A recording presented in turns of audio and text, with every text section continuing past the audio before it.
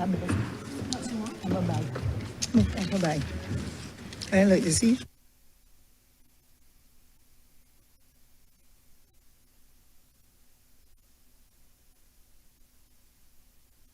Thank you.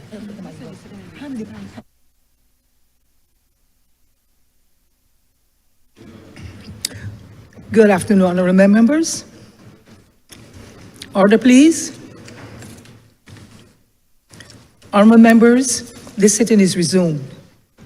When we met for the suspension, we voted for the suspension, we were on order number 8, and to that we shall continue. Honorable member for Christchurch South and leader of the opposition, please. I'm obliged to you, Your Honor. Madam Deputy Speaker.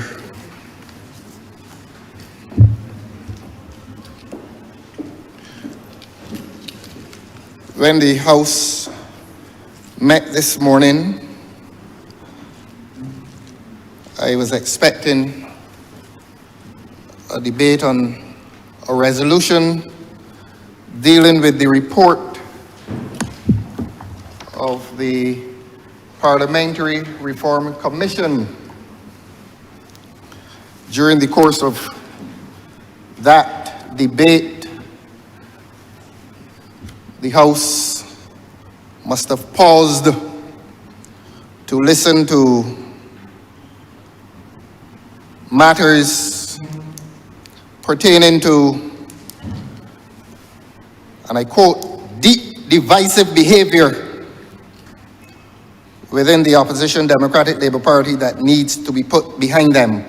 Now, I was somewhat unsure as to what that opinion had to do with the debate. And I did say to you, Your Honor, I expected the debate purely on the resolution. But if that quality of presentation is allowed,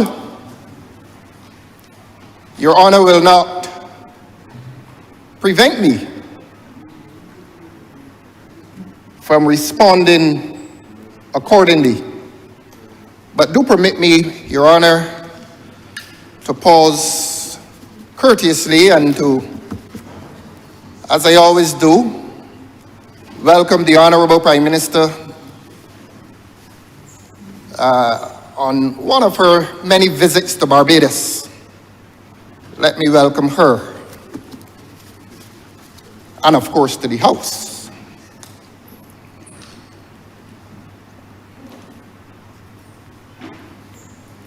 I will come to the terms of reference of the Parliamentary Reform Commission report, but of course the House heard as well, without interruption, matters as to crossing the floor and recrossing the floor. That continues to be a public obsession of the honourable member who preceded me immediately.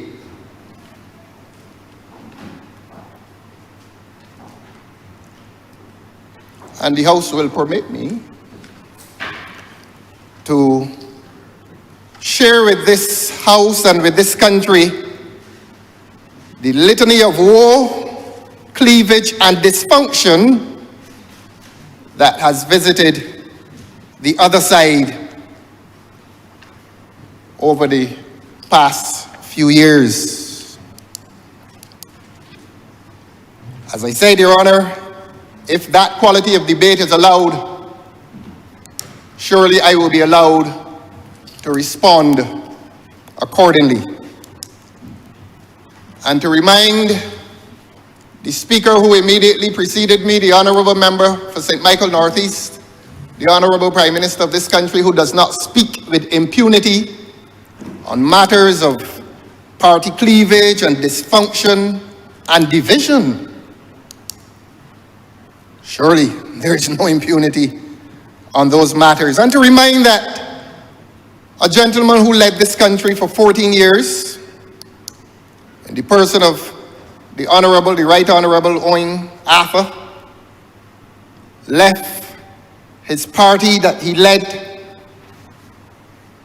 with public statement and indeed with greater public statement at the bottom of the steps of this chamber where we stand today, prophesying despotism that would visit government in this country. There are many voices in this country who will say that his prophecy has come to pass. So when these statements are made to the applause of colleagues on the government side, let all persons concerned remember that when you live in a glass house, large stones should never be in the palm of your hand. It is an unprecedented course of events that a prime minister left a party that he led prime ministerially for 14 years in bitterness, with a letter of resignation and a subsequent speech disavowing she who was to become the leader of that party. And I repeat, prophesying despotism that would visit government in this country, and indeed despotism that would visit this country. I came to discuss the Parliamentary Reform Commission report. But if I'm to hear that quality of debate, I say with the poet, no, I will not still my voice. I will respond to it accordingly. We heard it for 2.5 hours. I don't propose to speak for 2.5 hours. But some things need to be defended against, and some things need to be answered. And it needs to be said, I repeat, that those statements will never be made with impunity.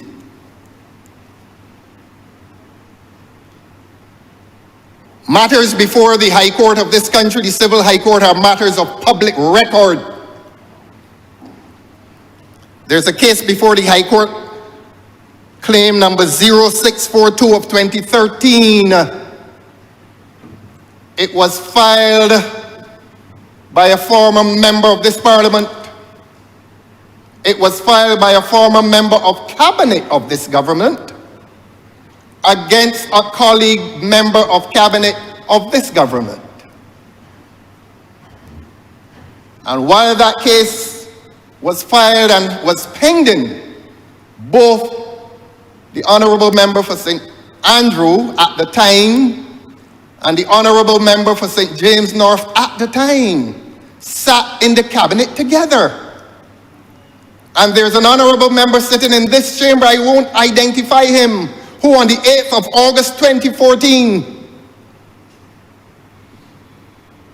sent a witness statement to that matter. I'm not going to read it. I'm not going to read it. But to make it plain language for the public, one cabinet member sued another cabinet member for defamation, and the claimant, he who sued, was supported by a member of this present Parliament. He was sued, a cabinet member sued another cabinet member, and contributing a witness statement to that event was a person who sits presently in this Parliament, and I'm not going to give the details of what that honourable member who sits in here today said in relation to that matter of defamation of character. Claim number 0642 of 2013. And we visit a Parliament today to talk about divisions in a party. The Honourable Member for St. Michael East fired from his cabinet office. That is not by itself evidence of any division. But on the day that this Parliament eulogized the former Prime Minister Oinatha, the former representative for St. Peter the Honourable Member for St. Michael East stood in the Parliament and spoke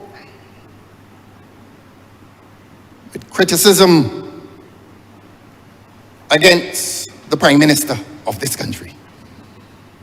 On the same day, in eulogizing the deceased former Prime Minister, Owen Arthur, the then Honourable Member for St. Andrew joined the member for St. Michael East in public criticism of she who now sits and runs this country as Prime Minister.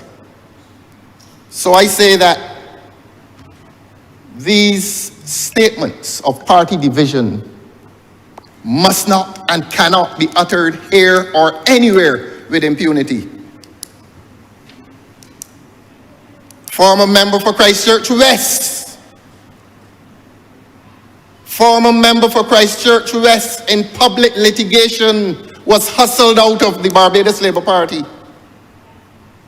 and has made no public political contribution since then. It was a nasty and public affair. Dr. Crystal Haynes, former senator, removed from the Senate without any public explanation in the aftermath. In the aftermath of having uttered statements opposing the government's transaction of public properties at Whole Town. The Honourable Member for St. Michael South Central, I'm sorry, I apologize to the public for this statement of affairs within the government, but it has to be done. Fired twice. The Honourable Member for St. Michael South Central. You don't come here and see a more unhappy individual.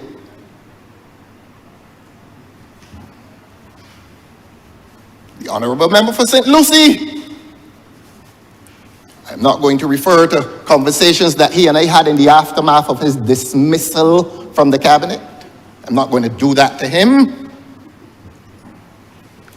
I sat at the estimates this year, and the Honourable Member for St. Christchurch East Central was very animated this morning on the issue of party membership and crossing the floor. He, that Honourable Member, uttered the now famous words in this chamber: how many more must die in relation to neglect, ministerial neglect of road repairs in his constituency, which the Honourable Member said had caused the death of a man along Lodge Road, to be particular. I cannot be challenged on this. I sat here and I heard it at the estimates this year. And the Honourable Member for Christchurch East Central complained that he had sent money to the Ministry of Transport and Works, and that money had never been expended as he had intended it so to have been expended. And he uttered the words, how many more must die, Your Honour? Within a week, another man died on the same Lodge Road on a motorcycle. He was joined by another Honourable Member who was equally animated today on the issue of division. The Honourable Member for St. Peter joined the Honourable Member for Christchurch East Central and complained about the lack of infrastructural works in his constituency, St. Peter. And they talk of dysfunction in a party. This country is visited with dysfunction in government. And I will come to particulars of this Parliamentary Reform Commission report. But not before I speak of the Honourable Member for St. Michael Northwest. And this must never be allowed to disappear from public debate or public discourse in this country. When he left the courtroom and on the steps of the court, he uttered statements which go to the very heart of public trust. I'm not going to repeat the statements. The public knows. The public knows. He comes to this Parliament, as I saw him here this morning. As indeed did I see the Honourable Member for Christchurch East here this morning as well. And as far as I'm aware, both of them still sit in the parliamentary government. Don't distress, Your Honor. Do not distress. Let not your heart be troubled. As the old people say, and I don't know how Hansard is going to reflect this, we were going along very good this morning. We were going along very well this morning. Until I heard these utterances of division and dysfunction and cleavage. And I'm going to look at the honourable member for St. Michael East. I'm going to look at him and say this, that while he sits as the honourable member for St. Michael East, at least two pretenders are crawling across his constituency, distributing hampers behind his back. And they tell me about party dysfunction and cleavage and division. Put down the big rocks. If you want to be comfortable in your glass house, put down the big rocks. I am so eager to come to the essence of this debate, but I thought, Your Honor, that I heard statements from there this morning. Look, if anybody in this country, and certainly in this house, is afraid of the Honourable Prime Minister, I am not. And I will meet fire with fire. And nobody speaks with impunity on these matters. This government has been a litany of internal division, dysfunction, and cleavage. A litany. And for the public's benefit, I say again, civil claim number 0642 of 2013. Go to the witness statement that was submitted on the 8th of August 2014.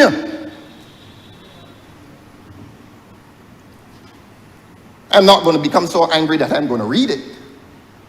But when the public reads it, when the public reads that witness statement of a member who sits in here right now, the public will be alarmed, and the public will begin to wonder, well, how could they cast stones? Really? How could they? How could they? And how could the honourable member for St. Michael Northwest sit comfortably after he said what he said? That he is of the view now that it is not only the rain in Barbados that sets up. That is his view. Let me press on, Your Honor. Let me press on. I was very pleased to see the students of the two public schools here this morning, the George Lamin Primary School and the Ellerslie Secondary School. And the Honourable Prime Minister chose this occasion of their presence to engage a debate which I describe as a hierarchy of heroism. The Honourable Prime Minister made some comparison between the heroic efforts of Right Excellent Grantley Adams and Right Excellent Errol Barrow. And of course, Grantley Adams, Right Excellent Grantley Adams, is credited with being the father of the movement for universal adult suffrage, and Right Excellent Errol Barrow is credited for being the father of that universal right to education. And it was at that point that the debate became academically and politically more worthy of engagement. But as I say, it is an attempt to establish a hierarchy of heroism. In other words, which of these two events has been more pivotal to Barbados' development? The right to vote or the right to an education? And the presence of those children here this morning was symbolic. It is a pity that they did not hear that the right that they enjoy to an education may be of greater significance than the right which was given in, I think, June 1950.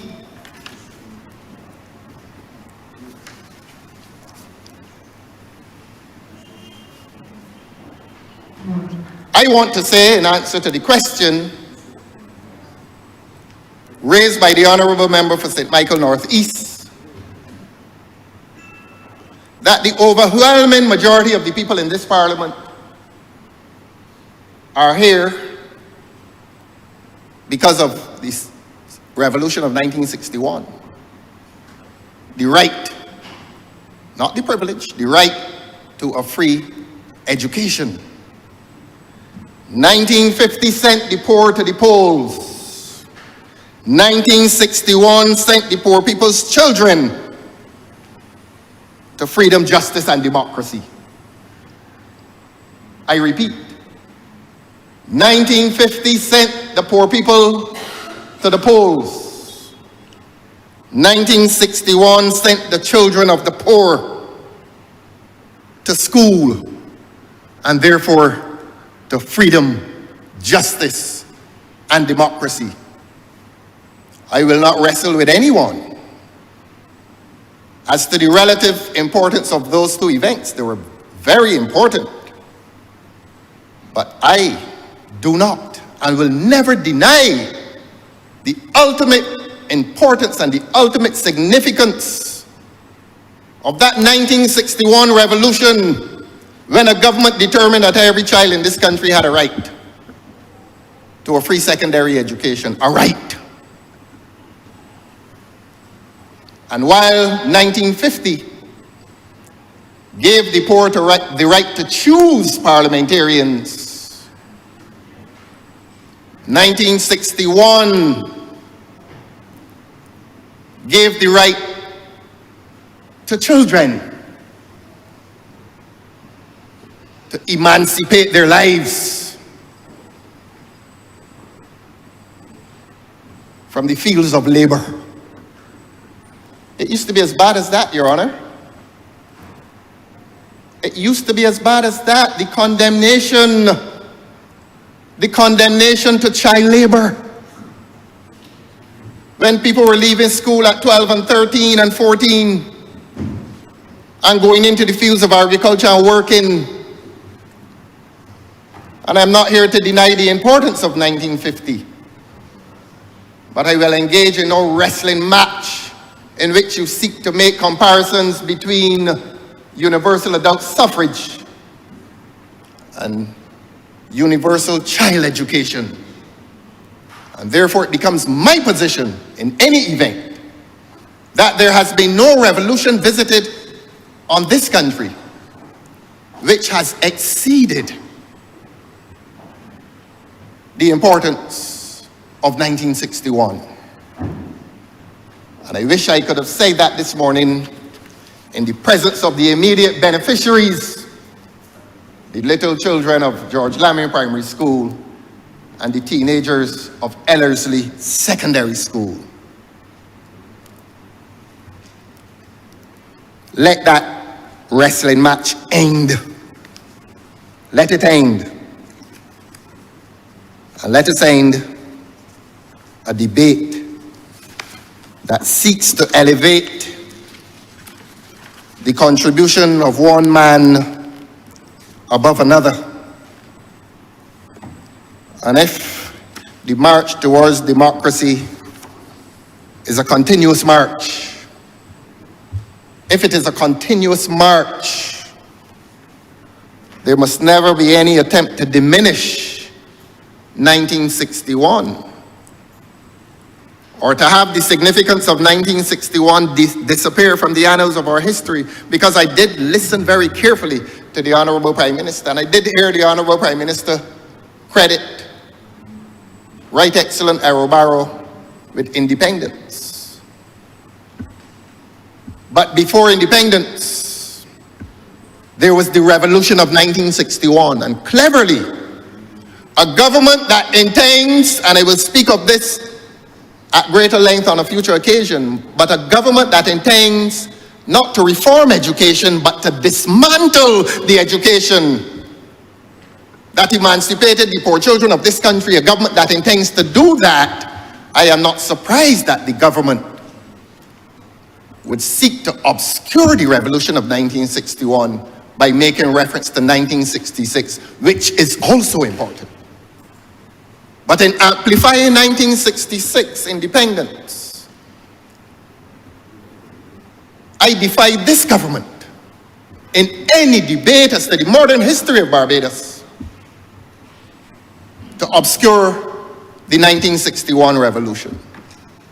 But then this is a government that has sought to change even the name of Independence Day to something called Barbados National Day. This government has been in the business of dismantling the symbols of freedom, justice, and democracy in this country. And the people must know this.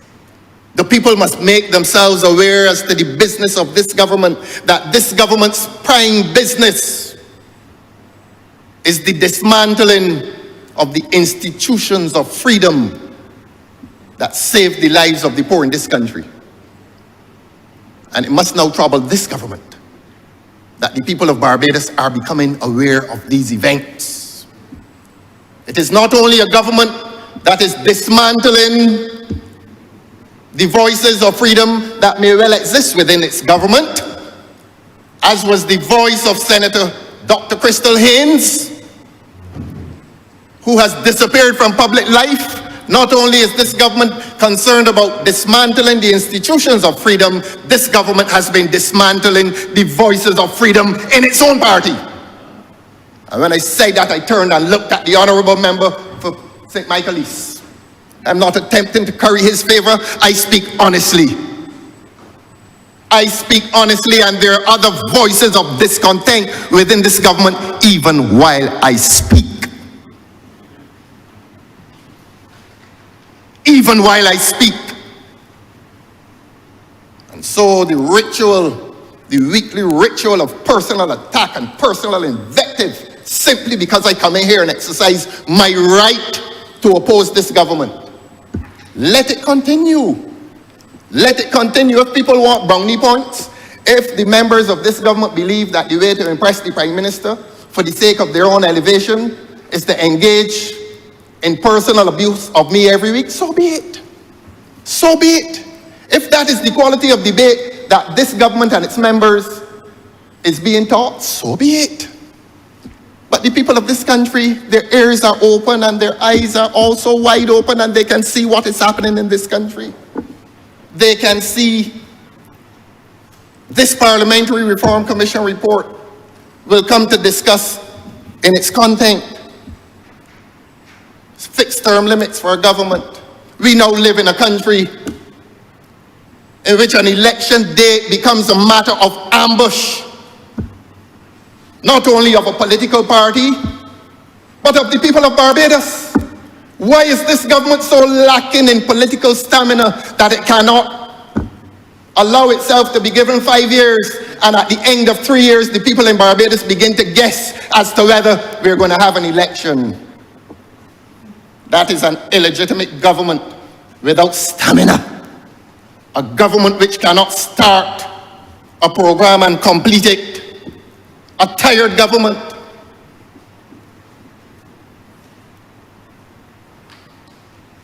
Who, rather than make contact with substance,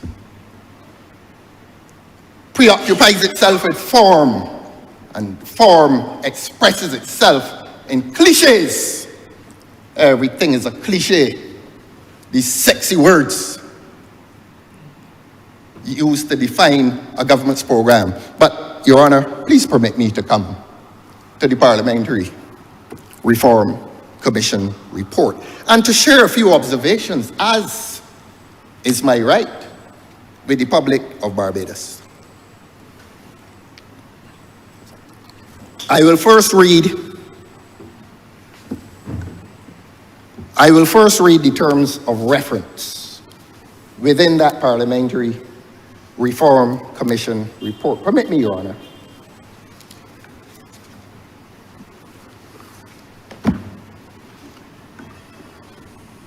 Page 9 of the report, terms of reference. The Commission's terms of reference required it to seriously deliberate on a number of matters touching and concerning the Parliament and the Executive, some of which are constitutional in nature. The Commission was empowered to examine, consider, and inquire into Barbados's parliamentary system, process, and procedures. It was charged with making recommendations to strengthen Parliament and its functions. It was also required to make recommendations to enlarge and strengthen Barbados's democracy. Particular emphasis was to be given to making Parliament culturally relevant, inclusive, and modern. Finally, the Commission's reform proposals were to be of a nature that would meet Barbados's new circumstance as a parliamentary republic and promote the good governance of a nation. I read that to bring your Honour's attention to two phrases of some significance. At line 3, it says that these matters, some of which are constitutional in nature. I will focus on that presently. And after I focus on that, I will focus on the penultimate line, which describes Barbados as a parliamentary republic. Let the public be aware that it is this opposition's position that a debate on parliamentary reform is futile unless you have a larger debate on constitutional reform. And I'm going to say something to this Parliament that I say so often, but I'll say it nevertheless. A constitution is essentially a document which establishes the state. And in establishing the state, it establishes the institutions of state. And those three institutions, broadly and largely, are the Parliament, the Cabinet, and the judiciary. And not only does it establish the state and its institutions, it guarantees fundamental individual rights. And it goes beyond that. A constitution must, as an overarching legal document, it must embrace a political culture. It must embrace an ethos, a cultural ethos. And what do I mean by that?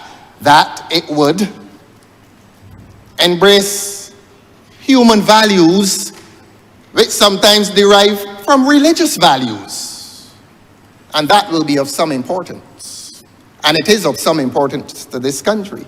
A country that a few years ago apprehended the fear that this government had intended to remove the question, the reference of God in its constitution.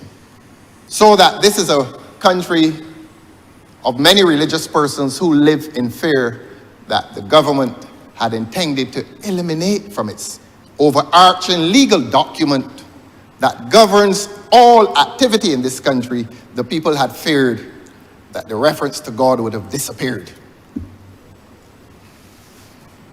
I come here to discourse constructively, not to engage in personal invective. Let us contend, let ideas contend. And so if the broad position must be that an important institution of state which the government says it is reforming How can it reform that institution of state, the parliament, unless it also brings a debate to this house for larger constitutional reform? It is futile. Does not make sense. It does not make sense. And that is not a personal attack on anybody. This is academic. This is intellectual. This is a legal discourse. And it is a legal discourse that is necessary. And it is a legal discourse that is of merit. And it becomes more meritorious when we consider that a few months ago this country was told that a new Republican constitution is not a priority. So where are we? Where are we as a country today? It is not surprising that much of the Honourable Prime Minister's content this morning was about the DLP and her concern for the DLP and all kinds of things. Two big rocks. And the Honourable Prime Minister stands in a glass house attempting to throw them. And I have referred to all of those who suffer at the hands of despotism, nationally and within the party. And they suffer in silence because the only thing that heals the wounds of division within the Barbados Labour Party government is power. And when they did not have the power, they used internal party power to expel Miss Maria Agar, the former representative for Christchurch West. Point of order, Mr. Madam Deputy Speaker. I only wish to remind the honourable member that the standing orders clearly provide that one is not able to call the name of any private citizen except he first gives notice to and obtains permission from the Speaker of the House. So he's now offending this rule on several occasions. I'm obliged. The former member of Christchurch West was expelled from the Barbados Labour Party while it was in opposition. While it was in opposition, the former member for Christchurch West was expelled. Was this country told the reason for the expulsion?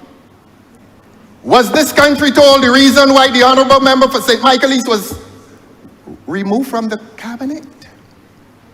Was this country told the reason why the honourable member for St. Lucie was removed from the cabinet? Was this country told why a certain senator was removed from the Senate within recent months after criticizing publicly on the floor of government? The government?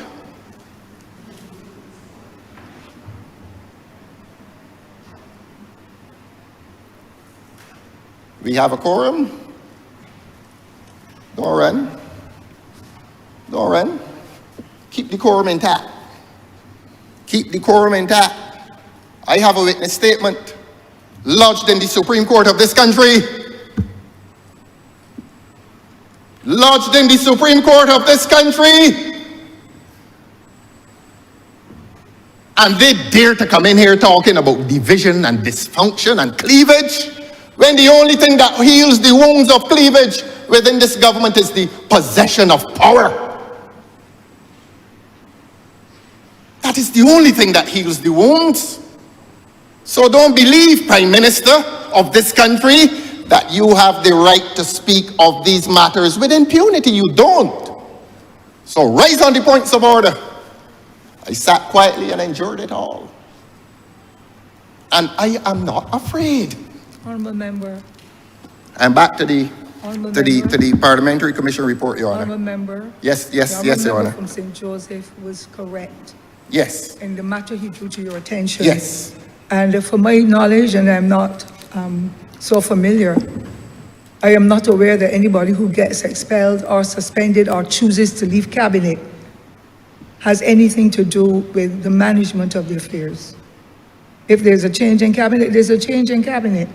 But let us see if we can get back to the matter, order number 8, to do with the reform in the parliamentary, the reform of the Parliamentary Commission. as is the topic that we are discussing today. I hate to interrupt you, but the way you were going down, I appreciate the thought that interruption. for the public's attention as well, we want to be as correct as possible. Yes, indeed. So that members on the outside get to understand. Yes. And of course, if you're going to call names, as was indicated by the honourable member for St. Joseph, the alert has to be given to the acting speaker, deputy speaker, in order for you to go through. The permission has to come. I'm obliged to you, ma'am. Never let them come back in here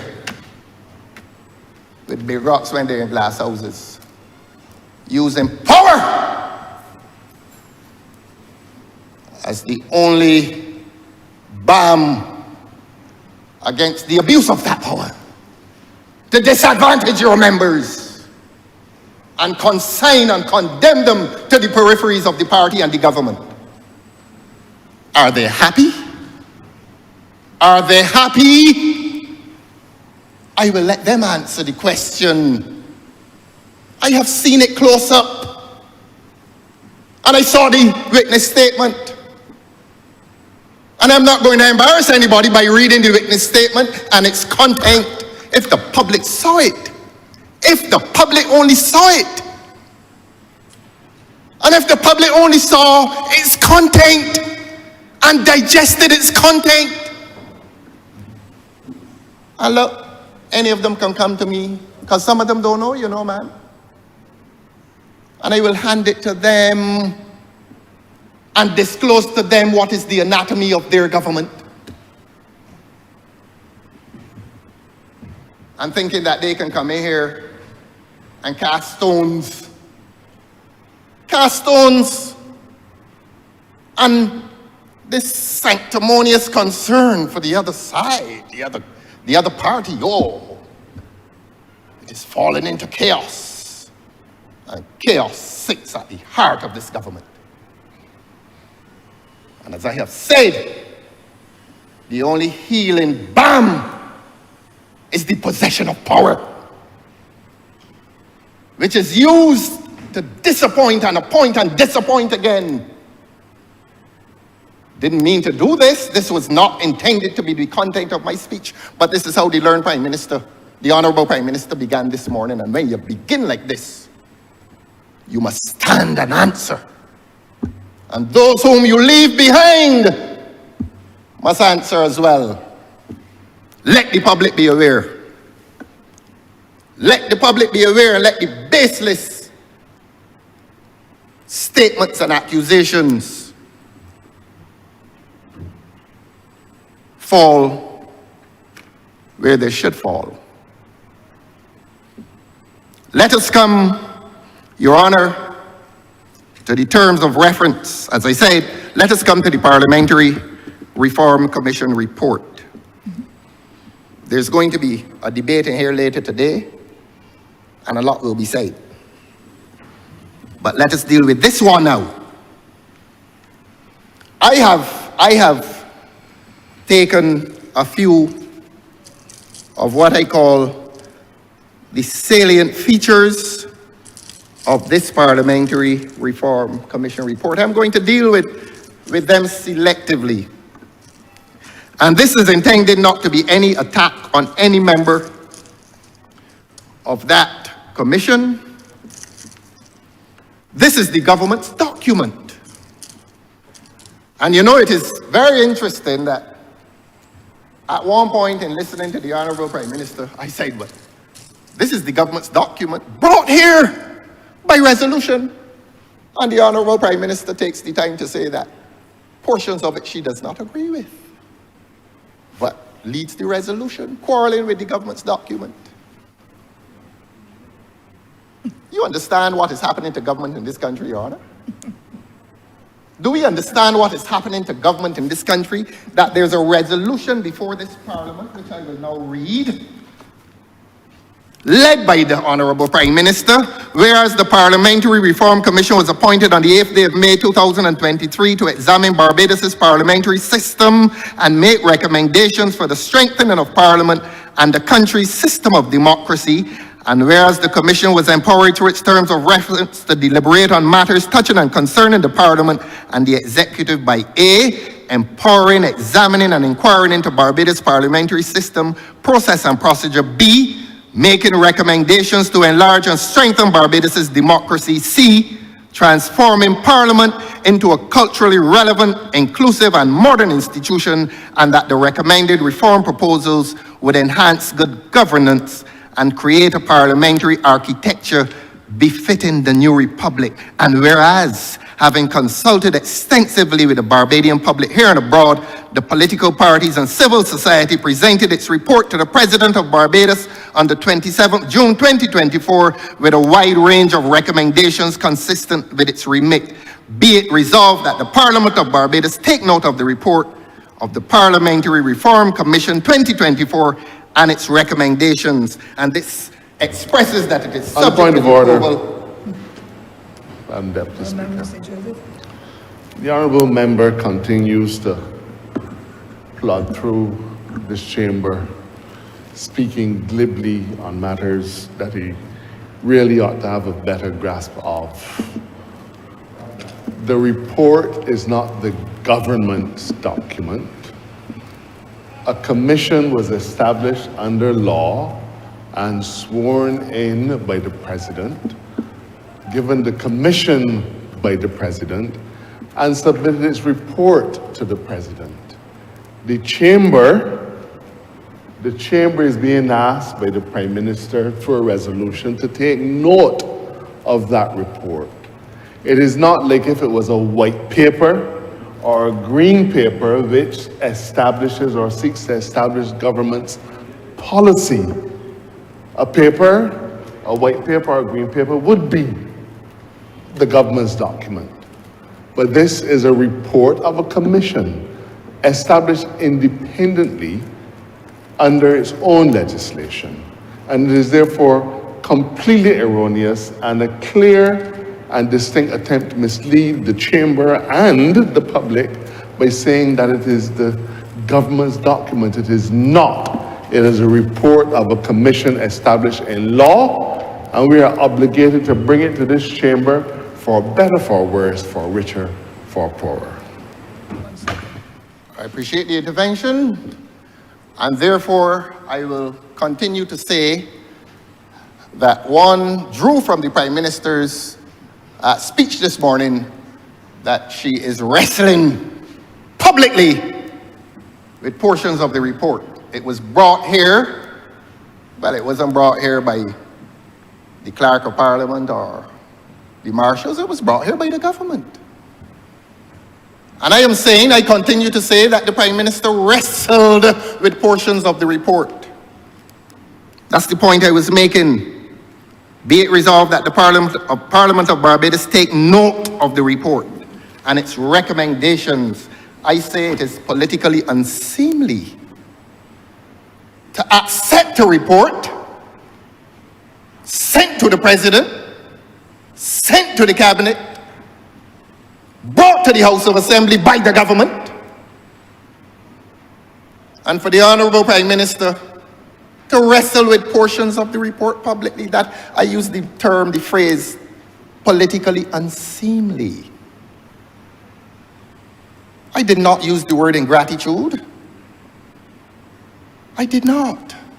I did not accuse the Prime Minister, the Honourable Prime Minister, of ingratitude to those who sat and held several town hall meetings and produced a quality of report that to this day has not been similarly produced by a Constitutional Reform Commission. Where is their report? Because my original submission is that this report should be subsumed within a larger report of the Constitutional Reform Commission, but that report, in terms of its content, leaves much to be desired.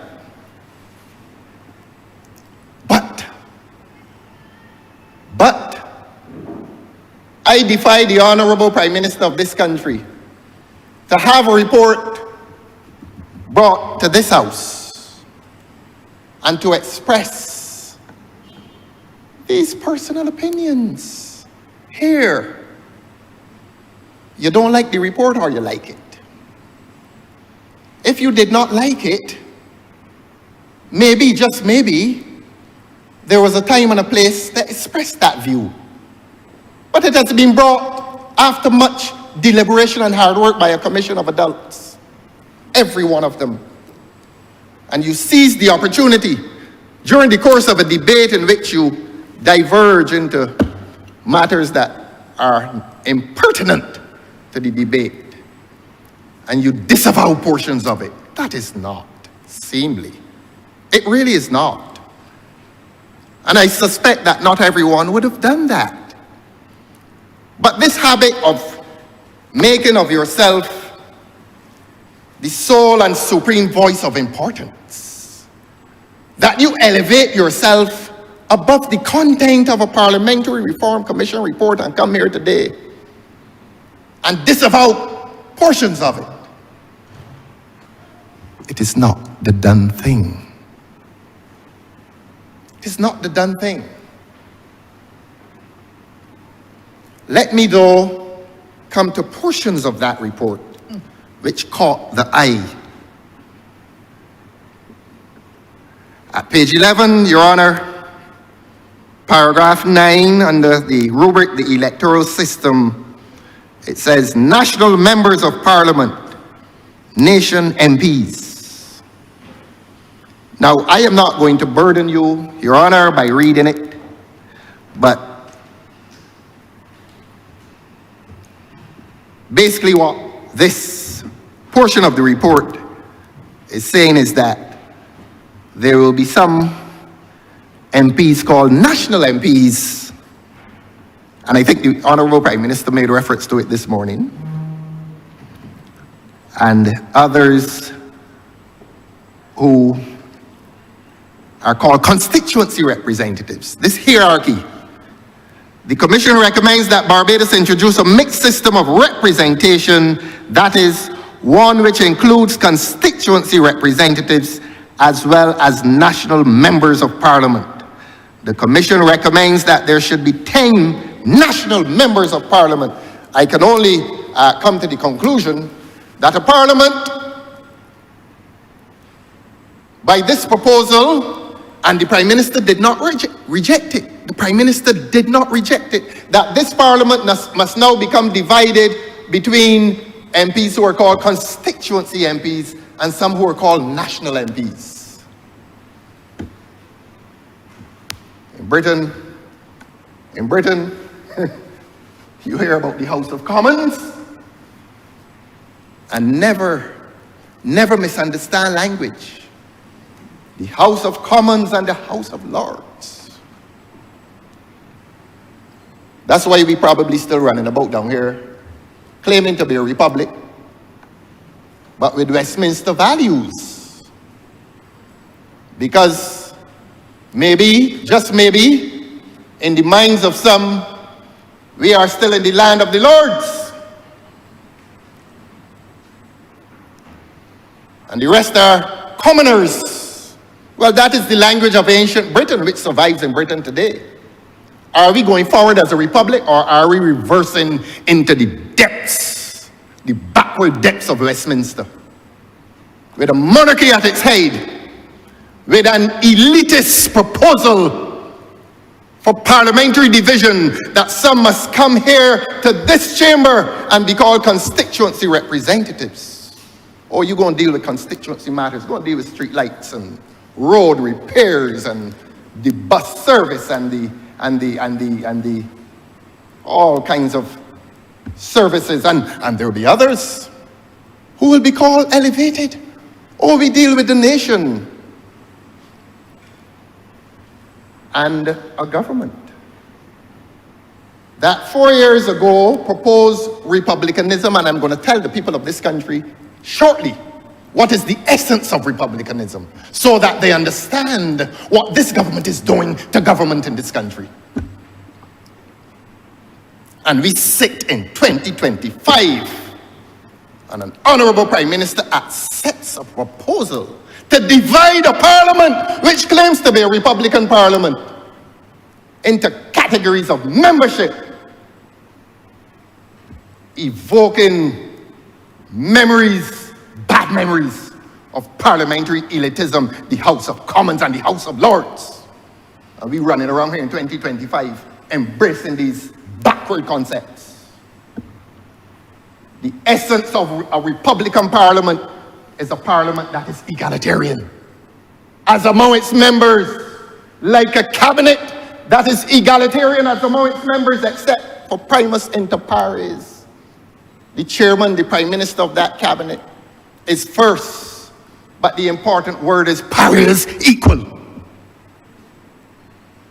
And in spite of that concept of egalitarianism in a cabinet, you come to a parliament, you come to a Republican so-called parliament, and you are dividing members into categories. And we are supposed to accept that. The Prime Minister has accepted it. The Honourable Prime Minister this morning did not reject it.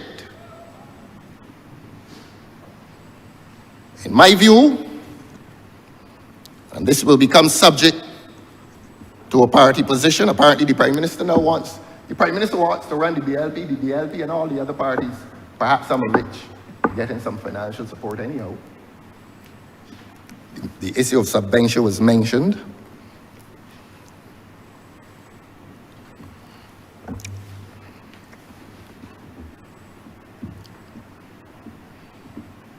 Look, Your Honor, please let me tell the people of Barbados what Westminster is about and what republicanism is about. Westminster is an outgrowth of a monarchical system of government in which the head of the state is a king or a queen, as the case may be. And power devolves from top to bottom.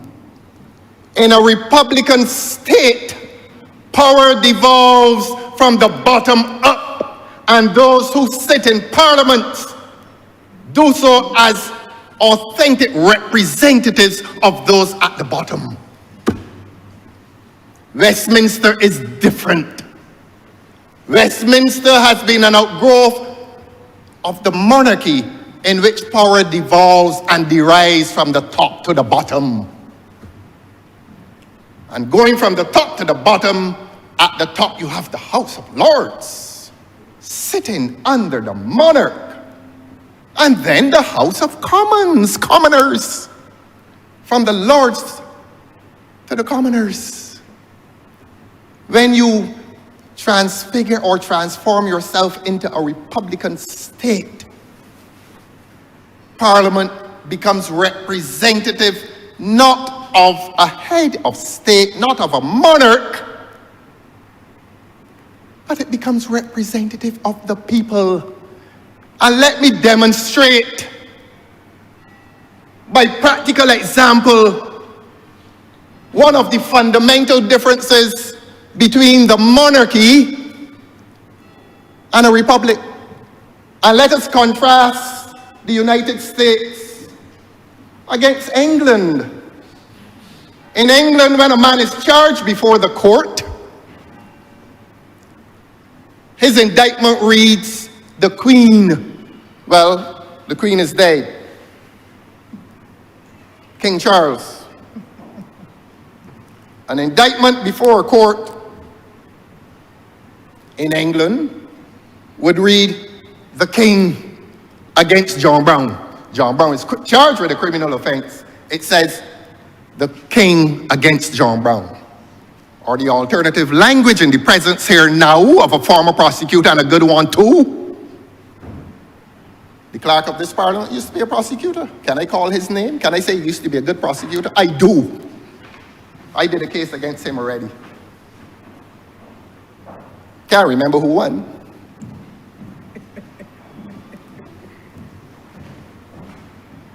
And if he chooses not to remember, he would know why. But he was a good prosecutor.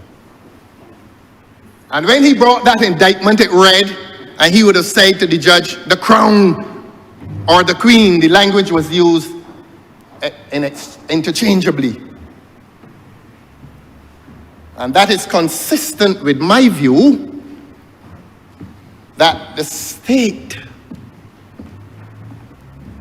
and all persons who acted within that state were acting on behalf of the king, on behalf of the crown. In the United States, when a man is charged, when John Brown is charged, the indictment reads, "The people against John Brown." And that is a very live illustration of how the two states structure themselves. One a monarchy, one a republic. In the monarchy, all persons who act on behalf of the state act on behalf of the monarch, the king or queen, as the case may be. And therefore you have the queen or the king or the crown, they say interchangeably, versus John Brown. In the United States, it is the people versus John Brown. Sometimes we need to pause and understand language and what language means, and that language is related to consciousness. And that language, unless it has meaning, it stands for nothing. So that when the United States says the people against John Brown, they are speaking of the essence of republicanism. That power resides within the people, and that power devolves upwards to agents of the state. In the Westminster system, it is the other way around. Power derives at the top and devolves downwards. And all persons who act within that state act on behalf of the monarch. Some Barbadians now are pausing to ask whether we are a republic or whether we are Westminster. And the real answer to that is related to the active and real use of power in this country. And I repeat that it is untenable for this country to be plodding along without a republican constitution while claiming to be a republic. Plodding along with a republican constitution, inhering with Westminster values. I say to the Honourable Attorney General, who's been very active after lunch, that a constitution is of highest priority. Now, it is urgent. It is more urgent than what this Parliament is doing today, because what this Parliament does today is an exercise in futility, except that it gives us a chance to examine the anatomy of this government and to find it wanting. Bring the Republican Constitution and bring it with urgency. Don't interrupt the business, the people's business. If you claim that you're a republic, do not interrupt the people's business with any election. And if you bring the election, well, I am not a prophet. I am not a prophet. You were given 5 years. But bring the Republican Constitution. Give public life. Give this nation constitutional substance. This government must not be allowed to hide behind the ultimate prime ministerial power that is afflicting public life in this country. I make bold to say that no one is sure as to where power and authority lies. Because this country now sits in no man's land. And hardly a person speaks of power unless in the same sentence they call the title prime minister, as if that nomenclature of prime minister equates with power, ultimate power. And that is the sad state of affairs in the political and constitutional life of this country. Am I supposed to remain silent on that, ma'am? No, I will not still my voice. The people of this country have too much to claim. And the people of this country will demand a Republican Constitution. The people of this country will demand that an election is not used to ambush political parties and more so to ambush the people of this country. Do what must be done and do it properly. And I therefore reject this proposal for any hierarchies within this parliament. At a practical level, where these national MPs going to sit next to you, ma'am? Or on this platform? And the commoners, I don't know, well, not the commoners, call them that. The ones from the constituencies. I don't know if they'll put the honourable member for St. Lucie somewhere. Well, he won't be back anyhow, but I don't know where he will sit. Because I assume he will be a constituency MP. He will deal with the bus service and the lights and the state of the roads. While, well, I don't wish to be invidious, but maybe there are others who will be elevated, reminiscent of the House of Lords, and they will be the lords of the manor. And they will probably sit on this platform and look down on the commoners. Maybe. Maybe.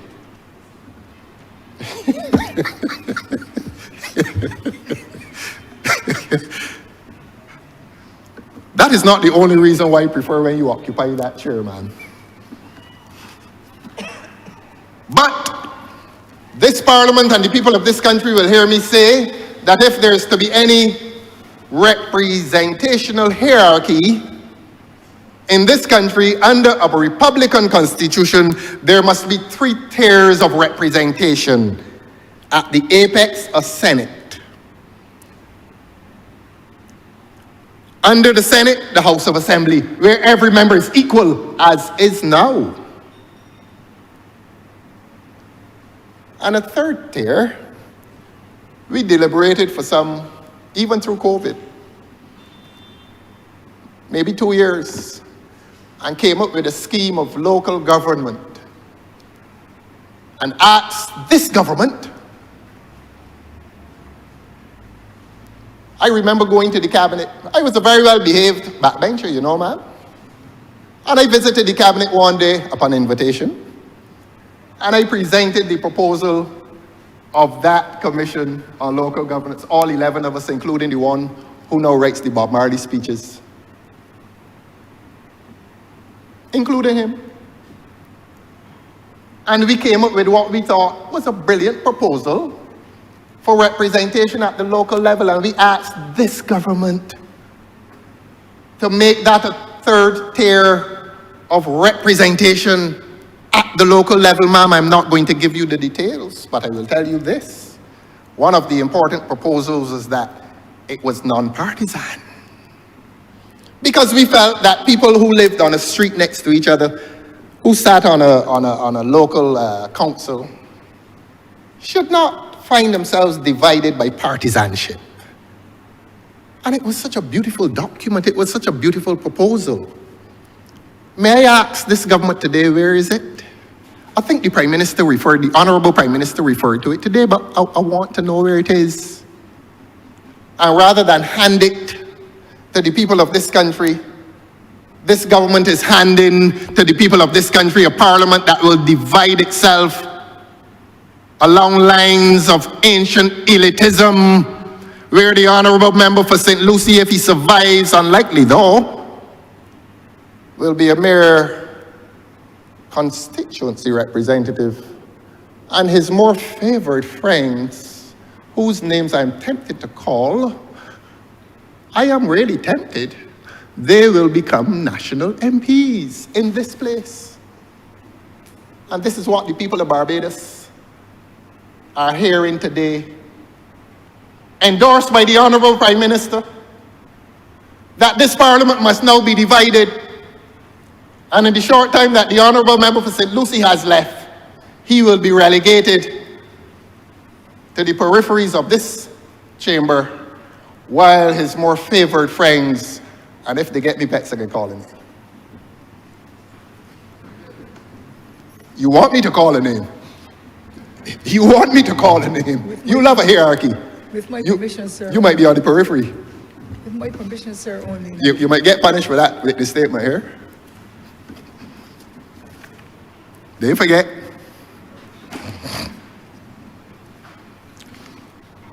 And so, Your Honor, that is my position on this proposal for national MPs. Not to criticize the commission. There are some distinguished people there, but we reserve the right, speaking on behalf of freedom-loving people in this country, people who are committed to democratic principle, we reserve the right to disagree. And we disagree fundamentally on this issue of national MPs sitting in a parliament with something called constituency MPs, a return to elitism. But if this government finds itself embracing a value system in which elitism must be preserved within the context of republicanism, then it reveals that the government's understanding of republicanism is not well-grounded. It is misconceived. Let us come, though, to one of the other proposals, overseas voting. And we do notice that the Commission rejected overseas voting. We have been engaging the diaspora for some time.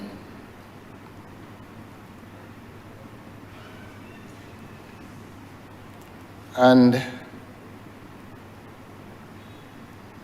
I don't know if the government has been similarly engaging the diaspora. I'm not going to take it upon myself, speaking as an individual, to voice my individual view on that of a parliament, a government, a society, but I would want to encourage the government to listen to the voice of those in the diaspora, some of whom still live here, 3 months here, 3 months there, 3 months here, 3 months there. Some of whom may still have properties here. I would encourage and invite the government to listen to those voices. It is a very contentious issue, and it is not an easy issue to deal with. But how do you dismiss nationalist and patriotic commitment without a discussion? I am not stating a position, ma'am. I'm just encouraging the government to embrace that nationalist and patriotic commitment to this country. There are some people who never really, in many ways, settled in the countries that they adopted and that adopted them. And you speak to a man or a woman who has been in his adopted country for 40, 50 years, even with citizenship. And when he says home, he's talking about Barbados. So that let us not be so insensitive as to entirely dismiss that patriotism with the 2-letter word no. Let us engage them. And let us see if there is some ground, some accommodation with condition. Because the rational view will be that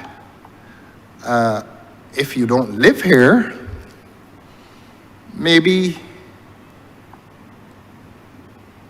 the answer would be no. But do they make a valid claim that even if they're not ordinarily resident here, and that's the term that lawyers will use, even if you're not ordinarily resident here, maybe there is a sense in which you are sufficiently resident here through the ownership of property and the payment of taxes, important,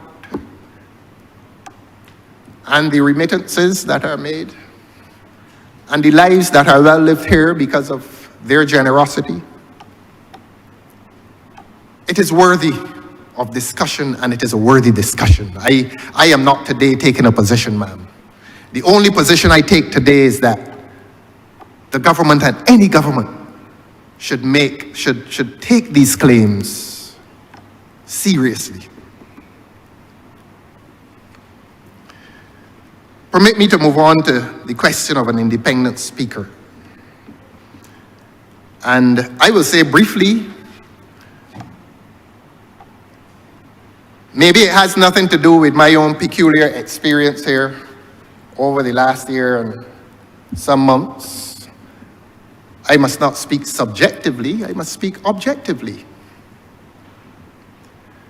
And beyond my peculiar experience of being alone on this side, and as I always say, though not lonely, I am still of the view, Your Honor, that the office of the Speaker should be judicial and not political. And that the holder of the office in which you sit today, ma'am, should have a term that exceeds the term of a government in Parliament. That if it is 5 years, the Speaker would sit for 7 or 8 years to guarantee, or as some guarantee, of independence and impartiality. It really does ask a bit much of a speaker who represents a constituency, who sits in a government, who attends parliamentary group meetings of a government, who functions fully as a member of the government, except that he's called upon to make rulings such as you are called upon today, ma'am. It really asks a bit much of that person to make that intellectual leap to impartiality and independence. It is possible. It is possible, ma'am. But an institution wishes to guarantee, not to you, ma'am, in that office, but it is a guarantee that must be given to the public. And it is a guarantee that must be given to a parliament, that he or she who sits in speakership must be, according to its structural arrangements, independent and impartial. Today, that is not an easy thing to achieve. And I speak not only of today, but all of the yesterdays that have gone before us in this Parliament. The office of Speaker has been a difficult office because there has been no legal and structural guarantee as to his independence or impartiality. In a republic, and a modern republic, Your Honor, that must change. The office must become judicial and cease to be political. Enough on that, Your Honor. It may be of some embarrassment to this government that at paragraph 21, the Commission recommends that there should be no more than 12 ministers and no more than 12 ministries. I did not expect the Honourable Prime Minister to disclose that today, here, in this public place, to the people of Barbados, in a country that has had a cabinet of twice that number. And I will turn and look at the Honourable Member for St. Lucie when I say that.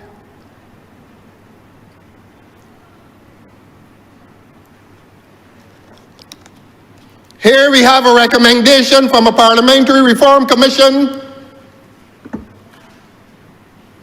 which recommends 12 ministries and 12 ministers, and this government is parading across this country with twice that number. Need I say more to the people of Barbados? That this commission is confronting this government with a proposal that collides frontally with the practice of this government. Even the commission, ma'am, even the commission established by this government, headed by a former president of the Senate and a long-standing member of the party in government, the distinguished one himself. And I see nothing in the report that says that his was a dissenting voice. And he now must take collective responsibility for a commission that is confronting this government, that impliedly accuses this government of waste of public resources in funding a cabinet that is twice as large with a few extras as what the commission recommends. It's the largest cabinet in the history of this country. And it is a cabinet headed by an honorable prime minister who complained when there were 17 in the previous cabinet. And at the time, maybe that was the biggest cabinet ever. But if the honorable member for St. Michael Northeast likes to compete, the honorable prime minister has shown in this propensity for competition that she can outdo 17 and that she can go to 24 or 26 or whatever the number used to be. And the ladies and gentlemen, distinguished as they are, all honorable men and women, maybe meet some embarrassment in trampling upon each other's political and administrative terrain.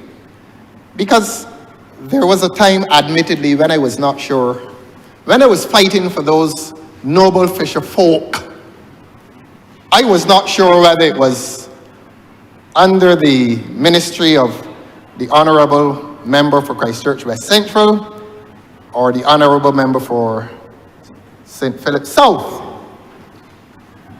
I was not sure who was responsible for the fish markets. I really was not sure. And I hope that those ministers were sure. I don't know if it is possible for a man to leave home and end up in the wrong office, but this government has had so many ministers that if I were to hear that that has happened, it would not surprise me. But the point is made.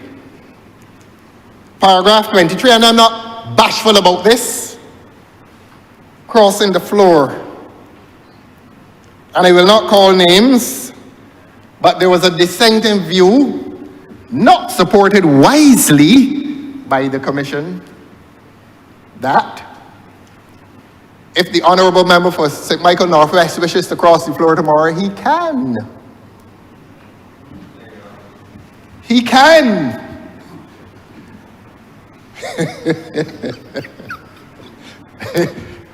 Because the Constitution protects him.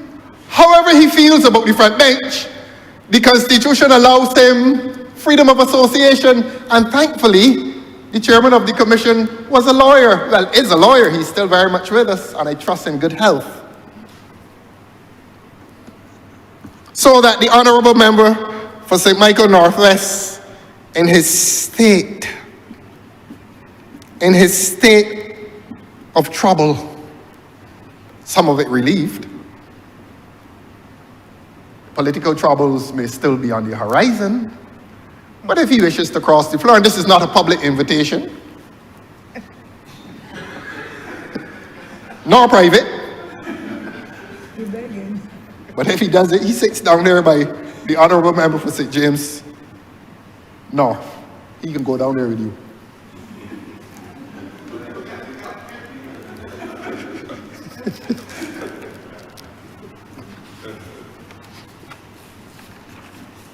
So that is resolved by a constitutional right to freedom of association, man.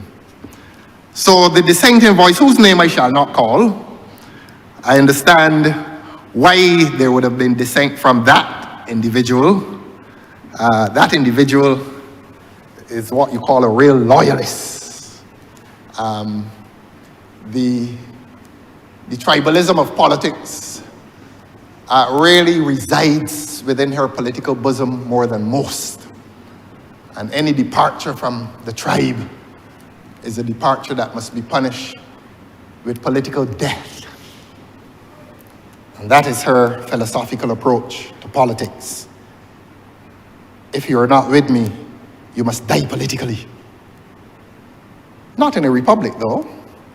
and not in a republic with a constitution which guarantees the right to freedom of association. And the emphasis there is on freedom. I feel so free. I really do. And that is a story I will tell at another time. I will pass briefly at the composition of the Senate at paragraph 27 of the report. Paragraph 27 of the report, which deals, yes, with composition of the Senate. And it says that the Commission is of the view that it is important to increase the opposition voice in the Senate, as well as to ensure that certain groups are represented in the Senate. And quite nobly,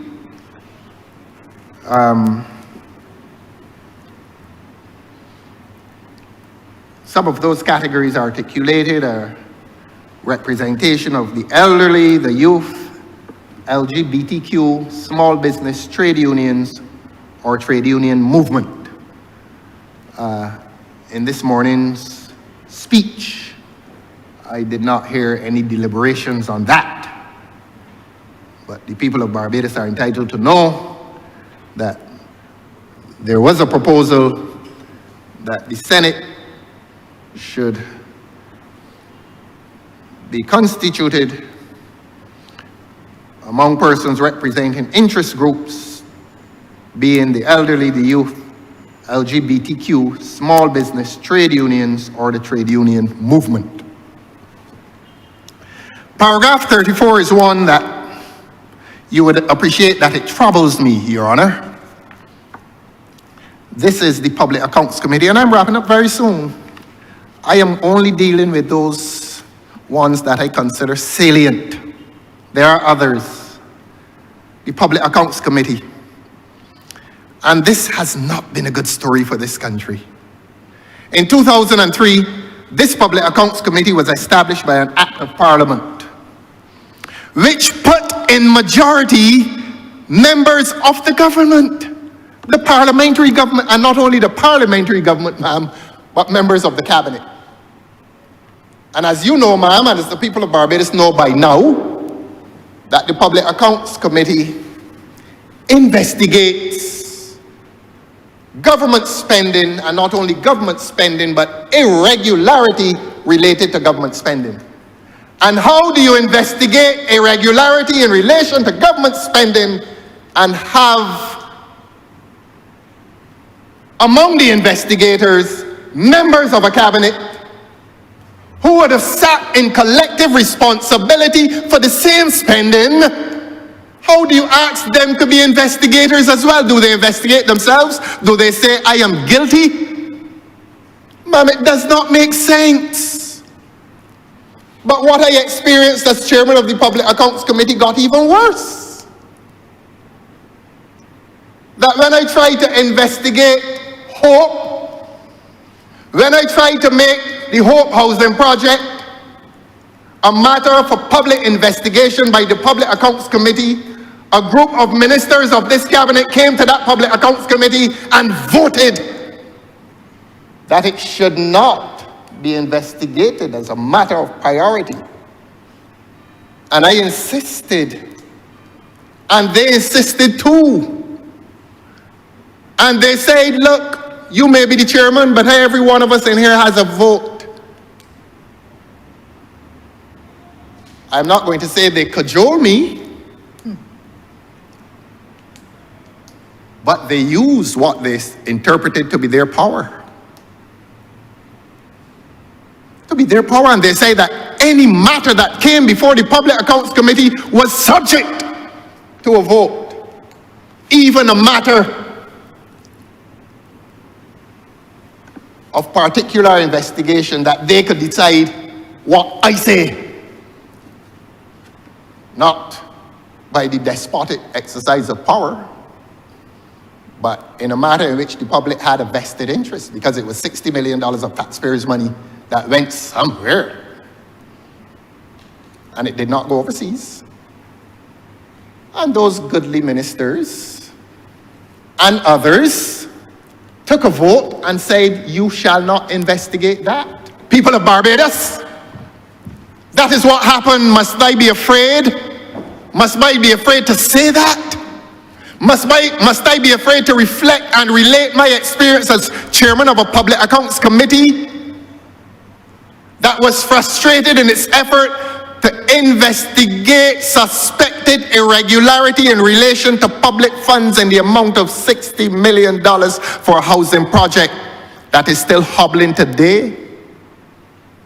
And there can be no firm proof as to where the $60 million has gone, and in some cases, although it has gone, the government is still in the business of trying to repair the side houses. Where's the money coming from? That is not for an answer, that is rhetorical.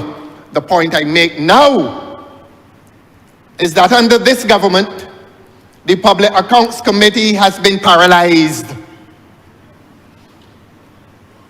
It has been paralyzed, Your Honor, and having been so paralyzed by this government's intervention at the Public Accounts Committee, who will be the guardian of public monies? I remember everyone that was in that room that fateful afternoon when the work of the Public Accounts Committee was assassinated, when we were brought to a halt, and no one will now sit on that committee and allow its work to be conducted. And I send this notice to this government and to the people of Barbados that I'm coming back with it. And if I get resistance a second time, the people of Barbados will know, because the hearings of the PAC are not to be kept private. It is a matter of public business because it is a matter of public funds. And it must not be kept private. And the work of the Public Accounts Committee, which is the only body that supervises government spending on behalf of the people of Barbados, must be allowed to continue. I am coming back. But today, Your Honor, we are dealing with the Parliamentary Reform Commission report, which I still say is futile, because this report will not advance Parliament in this country unless it is discoursed upon within the context of constitutional reform. Is this exercise today futile? Are we merely taking up parliamentary time?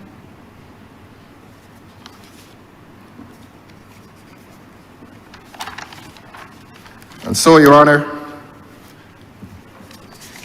that is where we are today. I close, Your Honor, by asking this government to suspend this activity today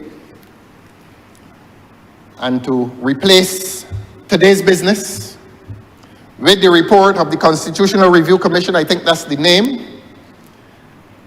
If this government wishes to be taken seriously as a government interested in constitutional reform, parliamentary reform is only properly dealt with within the context of larger constitutional reform. And I ask this government to suspend this business and to come to this country with urgency with a Republican Constitution. A Republican Constitution in which power derives and devolves from the people upwards, as opposed to a Westminster Constitution in which power derives and devolves from upwards downwards, except that in Barbados today, ultimate power is being exercised in this constitutional vacuum by an omnipotent and all-powerful Prime Minister. That is the state of political life in Barbados. That is the state of constitutional life in Barbados. And it is thriving in a state where there is a constitutional vacuum, where we are describing ourselves as a republic only because we have localized the office of the head of state. Yes, we are a republic because the head of state is local. But beyond that, none of the traditions of Westminster now visit this country constitutionally and politically. Ultimate power resides in the Prime Minister. And that is why I say a Republican constitution is urgent, not for the sake of window dressing, but for the sake of freedom, justice, and democracy in this country.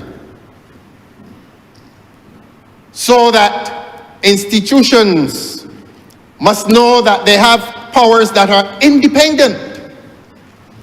Institutions of state must know that they have powers that are independent and that they can function impartially, except that every ministerial discourse in this country now admits that nothing is done unless it is done with the condonation of that office called Prime Minister.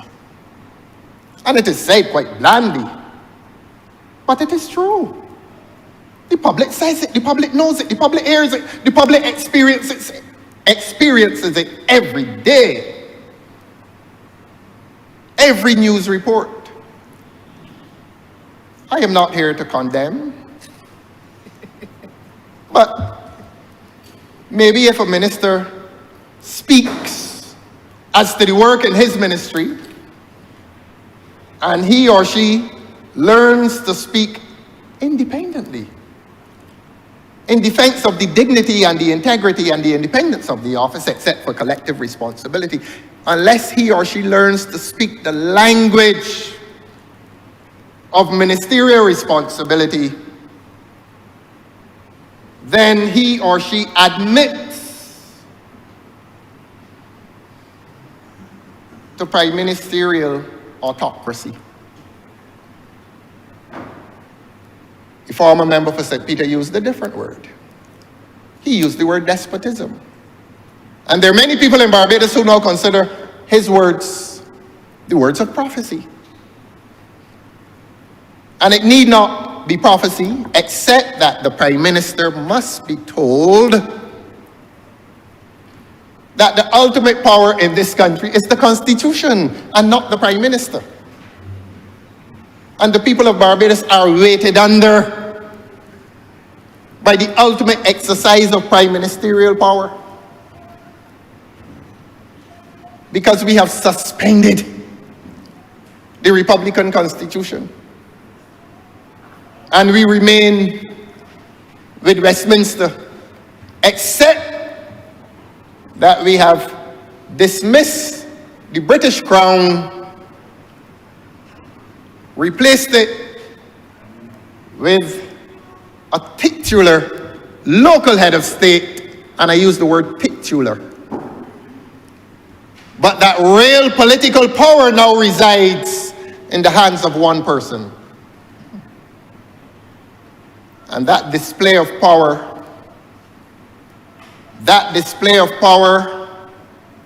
within Westminster tradition allows one person in this country to determine when elections will be called.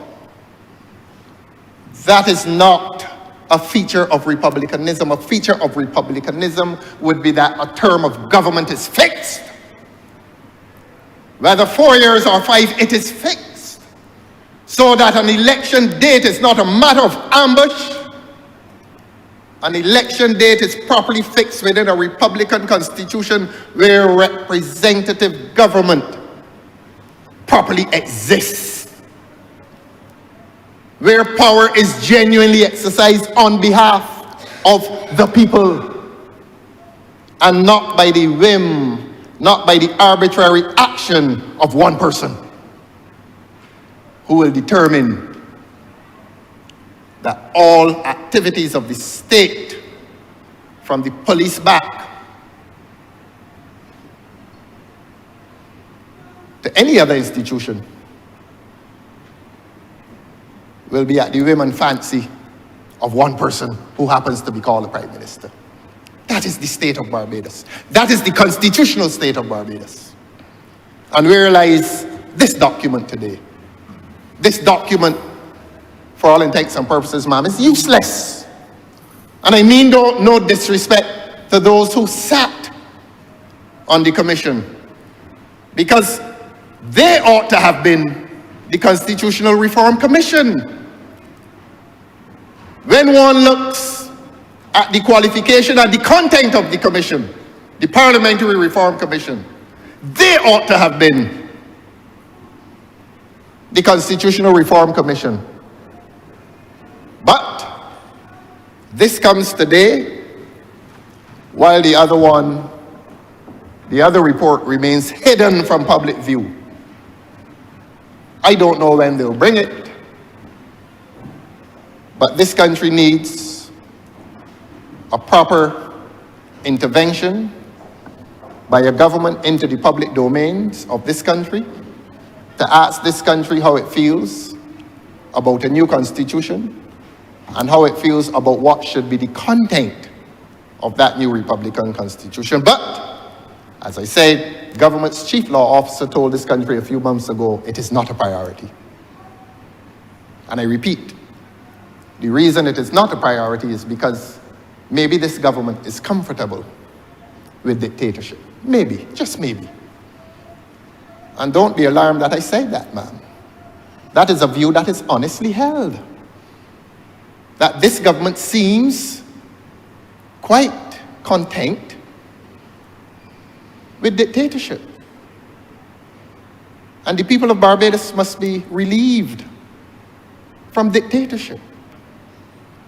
And the words of the former Honourable Prime Minister and representative for St. Peter must now be put to rest. And if his words are not to be put to rest, if this government continues on its trajectory, his words will not be put to rest. That's what I meant to say.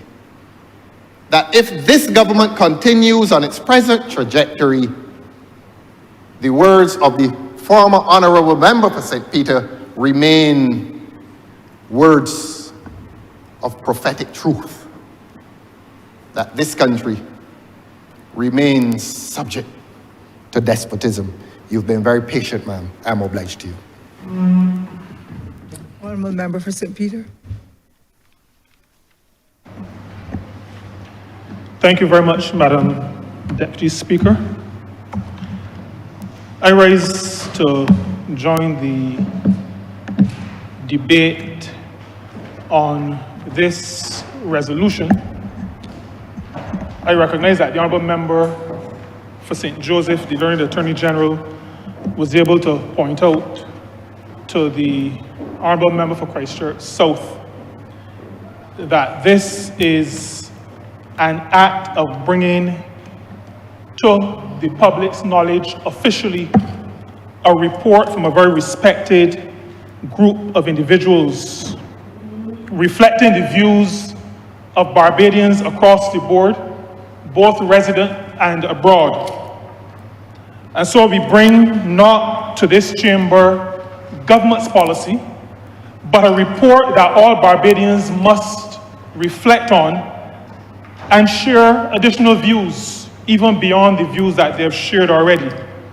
Madam Deputy Speaker, we have, at this juncture, the opportunity to discuss matters related to the institution that creates laws in this country, laws for the good governance of our country, laws for the good governance of all of us who reside in this country. This is probably the first time in the modern era that we have had the opportunity to take what I refer to as a deep dive into the thinking, not just of the commissioners, but a deep dive into the thinking of the people of this country with respect to our legislature, what it means, what development portends, where does it stand now in the midst of this third decade of the 21st century? What must it do as it goes forward? We have, as our people, have had over the past maybe 2 years, year and a half, 2 years, an opportunity to reflect. But we've had, sadly, Madam Deputy Speaker, rather than taking the time to connect with what is an important body of work, compilation of and distillation of thought and views. Rather than that, we have had, and I say unfortunately again, the Honourable Member for Christchurch South, the Leader of the Opposition, attempting, and I'm using the word attempting because the action did not succeed, but there was an attempt, it appears to me, to reduce this debate to a matter of what is happening in the law court. The only things I did not hear was that somebody pulled a gun on somebody, a member of parliament pulled a gun on somebody in parliament and then refused to appear before the committee of privileges that was tasked with addressing it. No, I didn't hear that. I heard everything else beside the fact that a member, I was not here, but I was reliably informed, a member of the party he now leads, pulled a gun on another MP. No, I didn't hear that, but that was the direction. I thought I would have heard that. It now occurs to me that the other thing I did not hear was that, and I'm happy that I'm saying this after we have discussed the policy on aging, but I also did not hear about money being taken from a senior citizen of this country. Money being taken from a senior citizen of this country. Now, we're discussing parliamentary... Disabled Stolen? Oh my Disabled goodness. too. And this, oh dear. Madam Deputy Speaker, I feel as though I'm sorry that I raised that. Because to think that money was taken from an elderly person with a disability, and we're treated to lawsuit lodge, and we're being told about the number, the file number. I really thought I would have heard about money stolen, as my colleagues are saying, by a prominent person in the party now led by the Honourable Member for Christchurch South. But I did not hear that. But that is where the discussions seem to have been going. The Honourable Leader of the Opposition spent about half of his discourse talking about things that he alleges are happening in the law courts or that happen in this honorable chamber. I've heard about the removal of a senator. I've heard about the removal of ministers. And I thought I would have heard about the meeting under the street light. I thought I would have heard about the meeting under the street light. Information reaching me said that 2 ministers were fired under the street light. The party that the Honourable Member for Christchurch South now has the distinction of leading. I have decided to temper my tone because I do not want to offend a second time. I thought I would have heard in the discourse about parliamentary reform, maybe under the heading, the Senate. I thought I would have heard about the person who was unceremoniously dismissed and a quotation attributed to the Honourable Member for Christchurch South. No, I did not communicate it to her before, but there is a precedent. He provided no reason for the decision. That is a quote that I came across somewhere, and I thought I would share it. I'm not sure where the Honourable Leader of the Opposition was going, spending half of his speech, as he did, addressing matters related to legal issues or issues raised in Parliament. He spoke about people in glass houses, first about stones, then about big rocks. When I realized what he had left out from his discourse, the pulling of a gun, the stealing of money, $250,000 or how much ever it was, the dismissal of a senator, I thought about those boulders I saw on Spring Garden on my way to Parliament this morning. Armored stones. And I think the Honourable Member for Christchurch South would do well if he adjusted his statement to say that people in glass houses should not throw stones, should not pelt big rocks, and certainly should not deal with armored stones that break the spirit of elderly people with disabilities when you carry away their money, or break the spirit of those who have been elected to serve in this honorable chamber by pulling a firearm on them. You should not handle armored stones when you are doing that kind of a disservice to the people of this country.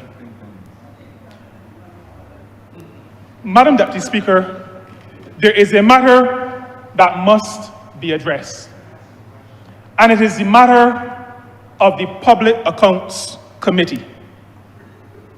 It is part of the parliamentary system. It is a committee set up, like the Honourable Member for Christchurch South indicated, an authority he believes on the law, and so he can quote to you the act, the number, the date on which it was passed. He neglected to say that his party, the party he has now I'm not sure if I should say privilege, but the party that he now leads, left on the order paper a motion or a resolution or something of the sort to get rid of the Public Accounts Committee. The party he now leads, with his profession of how great the Public Accounts Committee is and how it ought to do its work, that party had on the order paper of this Parliament a motion or a resolution to get rid of the Public Accounts Committee. And the people of Barbados must be made aware of that. This newfound appreciation for the Public Accounts Committee seems to me very convenient. Now, I have to say more on that matter. The Public Accounts Committee has met on every occasion upon which it was called to meet by the Honourable Leader of the Opposition, the Honourable Member for Christchurch South. I, the member for St. Peter, have been assigned to be a member of the Public Accounts Committee of this Parliament in this country. Madam Deputy Speaker, I must say, without judging either the words or the motive behind the words of the Honourable Member, and I use the word honourable sincerely, the Honourable Member for Christchurch South, the Public Accounts Committee has never refused to investigate any matter coming before it. So the phrasing, and I detected an attempt not to tell an untruth, but to phrase a conglomeration of words in such a way that it may be construed by those who were not there and do not know in an untrue way. if I may be a little bit specific, because we're talking about the Parliamentary Reform Commission's report, and I agree with the Honourable Member that the Public Accounts Committee is an integral part of Parliament and its functioning. The Barbados Labour Party knows that because when the current Honourable Prime Minister was leader and chair of the Public Accounts Committee, members from the then government, the Democratic Labour Party, now led by the Honourable Member for Christchurch South, refused to attend meetings, refused to allow a quorum to be met. This Barbados Labour Party understands the Public Accounts Committee, respects the Public Accounts Committee, attends meetings of the Public Accounts Committee. Madam Deputy Speaker, we understand its necessity, we understand its role in good governance in this parliamentary democracy that we enjoy, and that this party has had a significant part in building. We will never destroy those foundational, fundamental institutions that keep us honest, that keep our feet to the fire. What the members said to the chairman of the committee is that we had already started work on some other issues, and that it was only right that we conclude those issues first. We recognize that the issues that he wanted to address were issues that needed to be addressed. Nobody on that committee from the government side was opposed to addressing any of those issues, including hope. And we don't have a difficulty in calling the word hope.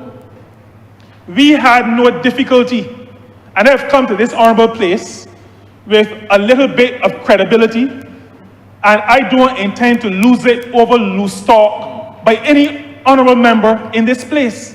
And I say loose talk not because it necessarily was intended to be loose, but it might be picked up in the public space loosely. The Public Accounts Committee did not refuse to address the matter of hope. The Public Accounts Committee, recognizing, because as a Barbados Labour Party, we try to do things in order. We believe in decency and order. And so we said those matters that were on the table, that we had already started to discuss, already held hearings, we should conclude those first. And so I'm not saying that the honourable member tried to mislead. I'm not saying that any lies were told, but I've said what I've said just in case anybody hearing the words understood it to be a lie. If they did, I want to disabuse them, because he, as far as I know, is an honourable man. But he used words to try to mislead or to misrepresent, is what I should say, misrepresent the position of the Barbados Labour Party members of the Public Accounts Committee. And I think that it is about time that the Honourable Member for Christchurch South stop attempting to mislead the country on that matter and deal with the substance that he is now charged with dealing with. And you know, I am very happy that we now, in the last few months, see the Honourable Member every time Parliament sits. He said publicly recently that I am no longer his friend. But he remains my friend, because even Stephen being stoned said to the crowd, "Lay not this sin to their charge." He will remain my friend.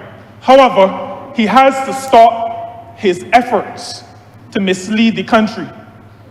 The same education that he keeps talking about with this party has put Barbadians in a position where they recognize folly most times when they hear it, even when it comes from a leader of the opposition. They recognize it, and they spoke very loudly just a few weeks ago in St. James North about it. Madam Deputy Speaker, I want to get on with what I'm saying, but what is very interesting in my head, and like I can't get it out. There seems to be an obsession at the level of the Honourable Member for Christchurch South with the Honourable Member for Christchurch, for St. Michael Northeast. I use the word obsession because I think that is what it has become. I don't know if it was always there at that level, but after sitting in Parliament for the last maybe year and a half or however long he crossed the floor contradicting what his voters had sent him here to do, I think I detect some level of obsession with the Honourable Prime Minister. And I would simply encourage, even though, you know, the Prime Minister was trying to ask the Democratic Labour Party to get its act together, I know that he is not in the mood to take any kind of encouragement or advice, but still I say, I feel you should try to get over that obsession. I think it is obstructing what is happening in terms of your contributions to serious monumental debates within this honourable chamber. You should never allow a single person to take over your thinking to that level where you eat, drink, sleep, so much so that when you're eating your lunch, you cannot even speak to them. That is something that we really need to, the Honourable Member really needs to get over. The Honourable Member, as he wasn't making the connection, but you know we have in this report the matter of fixed dates for elections. It amazes me that the Honourable Member for Christchurch South used the word ambush between 2 and 4 times. I heard it so often that I lost count. But I know there's Hansard and there's also the recording, and I don't want that somebody picks up to say that I miscounted. But it was somewhere between 2 and 4 times this matter of ambush with respect to setting election dates. The Honourable Member in December, if I'm not mistaken, last year, predicted when the by-election would be. Well, I know he has a diploma in theology. I did not know he was a prophet, but apparently he is. And in that case, the matter of ambush should not be an issue by September. It should not be an issue. So, because if the leader of opposition is so well able to predict when an election will be called, then there is absolutely no need. And this is where I talk about this cognitive dissonance. He almost accurately predicts a by-election, and then he says there should be a fixed date, as though he is losing his predictive powers. Madam Deputy Speaker, we have a system, and I think the Honourable Member for St. Michael Northeast adequately addressed it today. The British system allows for the fixing of the term, but allows for early call for elections. And so there is no contemplation of this absolute fixed date for calling an election. And I want to say that the Honourable Member for St. Michael Northeast, in her sharing with this honourable chamber and with the people of Barbados, her views on the recommendations contained in this very expansive document. She did a service to the people of this country. She was open and she was transparent with respect to her views on the recommendations in this document, those with which she addressed. I believe, Madam Deputy Speaker, that that is a tribute to the kind of democracy that this Barbados Labour Party practices. We are open with the people. That is why we rub shoulders. That is why we have ideas forums, fora. That is why we have parish speaks. That is why we have committees of parliament that engage the public. That is why with every major piece of legislation or policy, we reach out to the public in the form of town hall meetings. Madam Deputy Speaker, we understand that for a country to progress and to develop properly, its systems of democracy must be supported, strengthened, developed. We must ensure that our democracy is built on a firm foundation. And Madam Deputy Speaker, that is probably because the foundations of our democracy were built on the struggles of people in the past. This year, June of 2025, we celebrate two significant anniversaries. The Honourable Prime Minister, Honourable Member for St. Michael Northeast, referred to one in her presentation today. She spoke to 75 years since the debate on the matter of adult suffrage.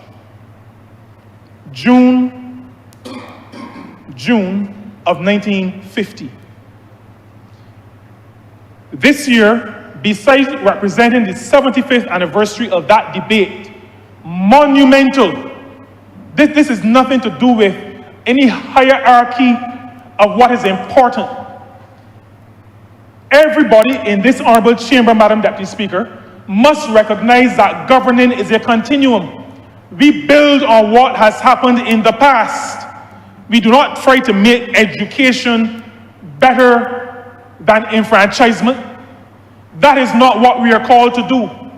We build on what has been done, what has been achieved by those who have gone before us, who have preceded us. And so today, this month, June of 2025, we celebrate 350 years since the first organized attempt to create a system where the people of the country, the majority of the people of the country, were able to craft their own future. June the 12th, 1675, Coffee was to be crowned King of Barbados.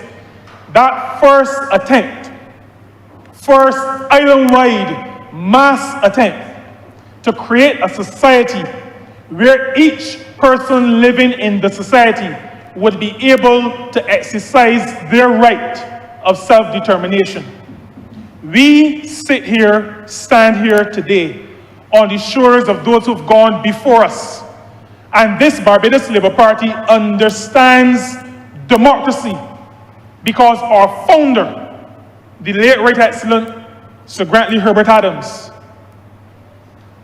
he was the one who, through his advocacy in 1937, through his setting up of this political party in 1938, through his establishment of the Barbados Workers' Union in 1941, and who, through his work in the legislature in 1950, was able to bring the franchise to the ordinary people of Rosehill and Oistins, and allow us to be able to be here today.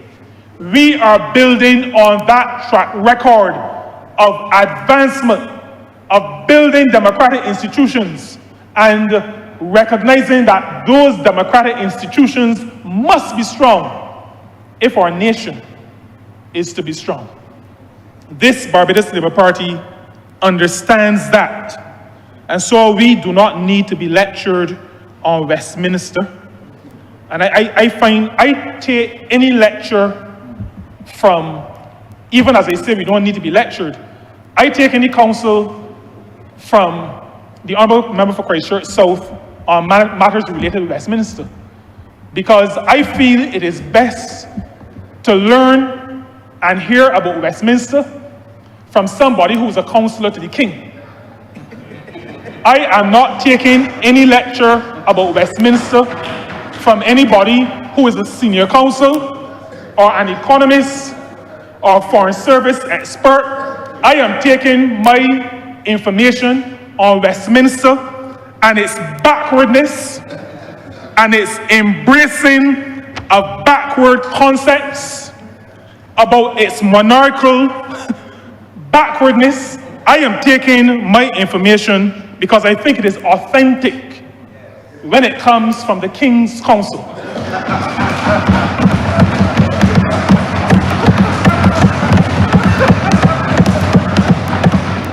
And so, Madam Deputy Speaker, when the King's Council says to me, through you, because he does not address me directly, when he says to me, through you, that there's a certain backwardness with the Westminster system, I say to the Honourable Member, that is the reason why we believe in this Barbados Labour Party that it's important both to have a Constitution Reform Commission and a Parliamentary Reform Commission.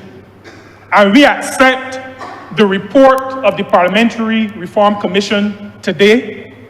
We debate it, we start to debate it in the House today, not as our policy, but as the amalgamation of the thoughts and the views of those who have been tasked with being commissioners and those who have contributed to the work that those commissioners have done. We live in a republic. We live in a republic, and I think we should allow all King's Councils to recognize that we live in a republic. And that living in a republic is not dependent solely on what is referred to as a Republican constitution. We have a constitution. That constitution allows us to live as a republic. And we live in Barbados as a republic. We will celebrate 5 years next year, and I hope that we will celebrate it well. Whether or not the Honourable Member for Christchurch South is in this chamber, I fear that he may not be. But whether or not he is here, just like the Prime Minister, the Honourable Member for St. Michael North East, spoke about former presidents and former governors general, I believe that former leaders of the opposition should also be invited to celebrations such as what we will have next year. And if I will say to him, Madam Deputy Speaker, that if all the rest of Cabinet opposes me, I will fight on his behalf to make sure that the former leader of the opposition is invited to our celebration. He does not have to be on speaking terms with me. I am a man of principle, and I will fight to make sure that he is invited, even as a former, because former prime ministers will be invited, and I think it is only fair that former leaders of the opposition are also invited. Now, Madam Deputy Speaker, I spoke about Coffee's revolution. I spoke about what happened 75 years ago in this honorable chamber.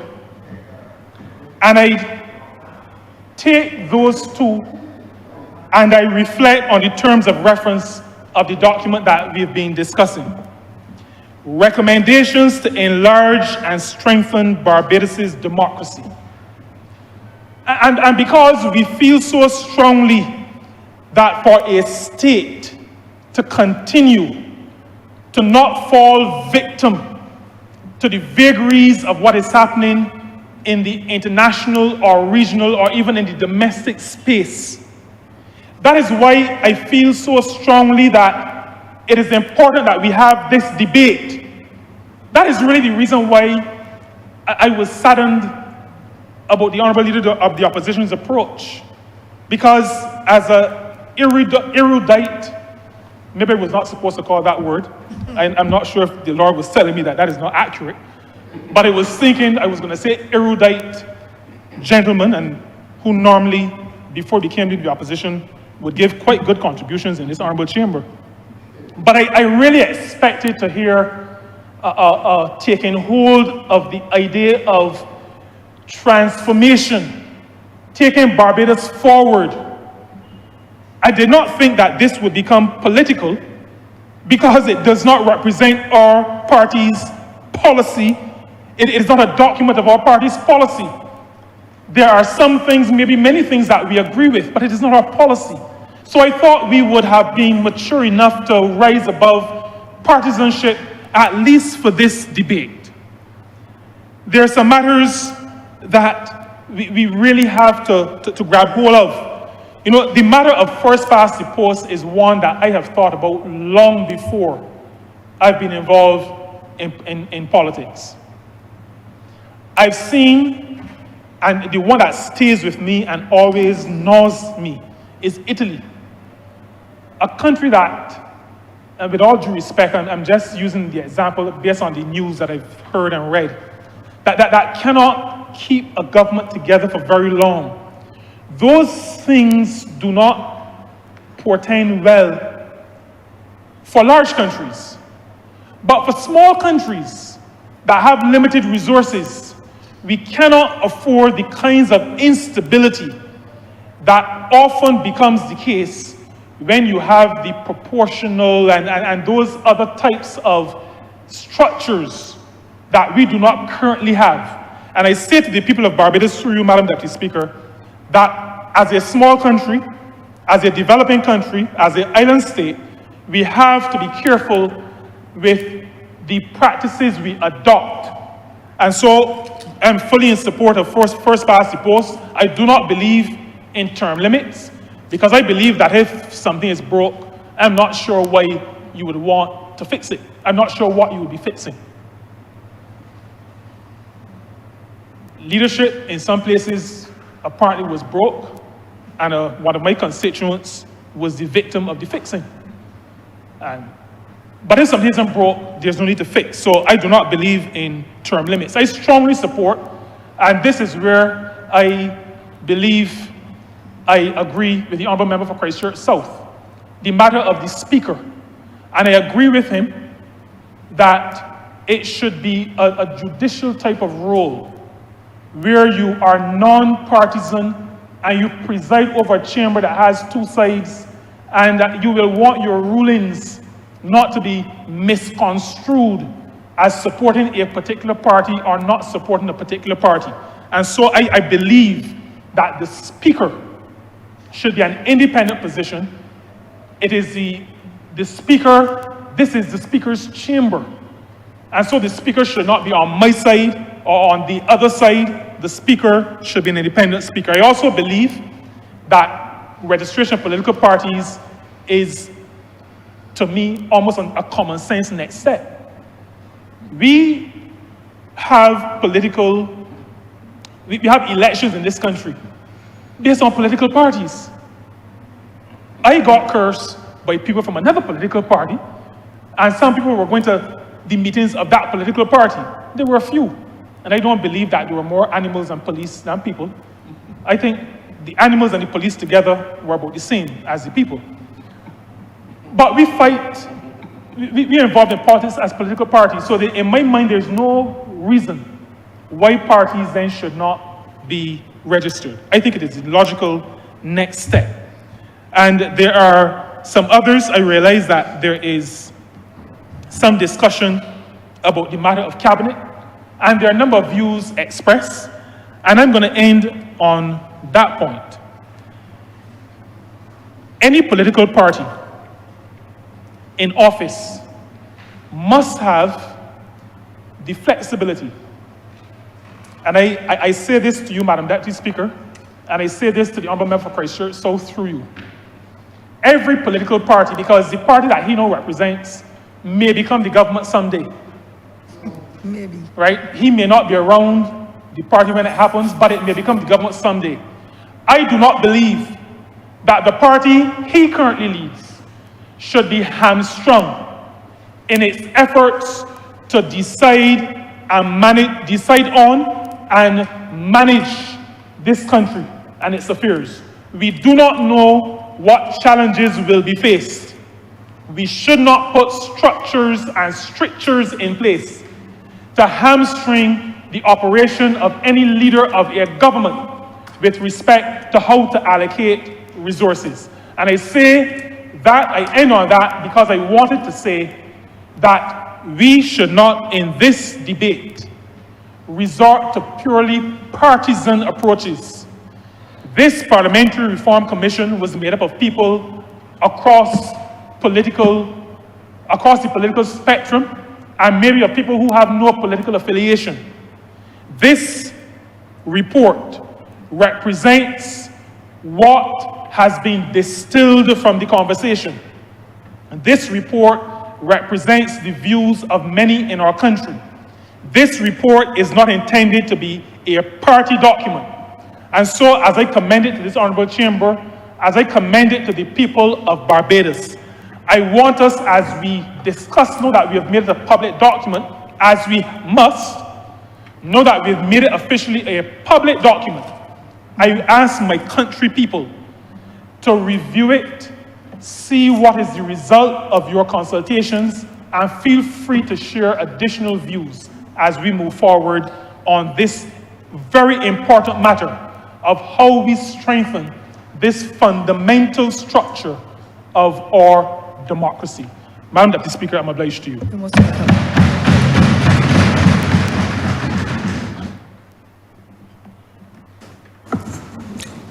Thank you, Madam Deputy Speaker. I think this is a good time for me to move the postponement of this particular resolution. As we stated earlier, we're likely to do this next week, and I therefore beg to move the postponement of the resolution until next week.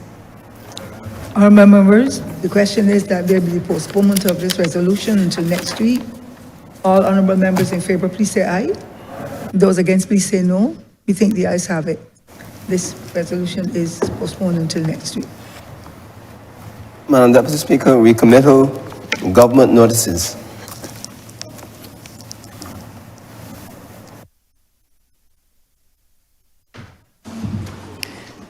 Madam Deputy Speaker, I beg to give notice of a resolution to approve, in accordance with the provisions of the External Loans Act, Cap 94D, the borrowing by the Government of Barbados of the sum of up to $500 million in the currency of the United States of America on the international capital market for the purpose of A, refinancing of government's 6.5% 2029 bond and a portion of government's debt to the International Monetary Fund for the External Fund Facility, and B, establishing a sinking fund for the redemption of each issue of securities made under the said act and for the monies necessary to maintain and service that fund.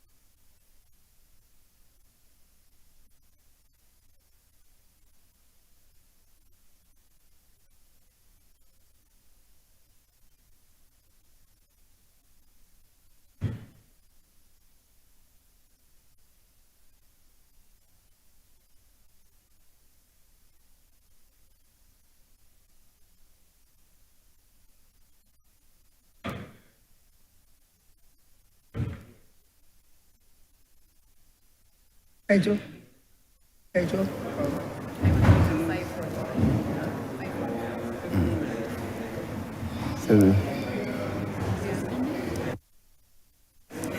Madam Deputy Speaker, revert to government business. Order number 9.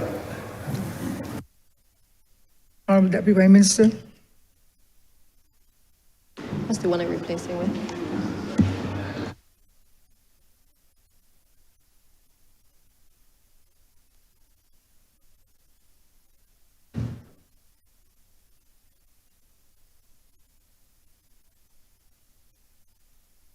Right, yeah. Madam Deputy Speaker, I beg to move the withdrawal of resolution order number 9, a notice of which was given on the 23rd day of June 2025, and to replace it with the resolution of which I gave notice of today. Honourable members, the question is that the resolution number 9 be withdrawn.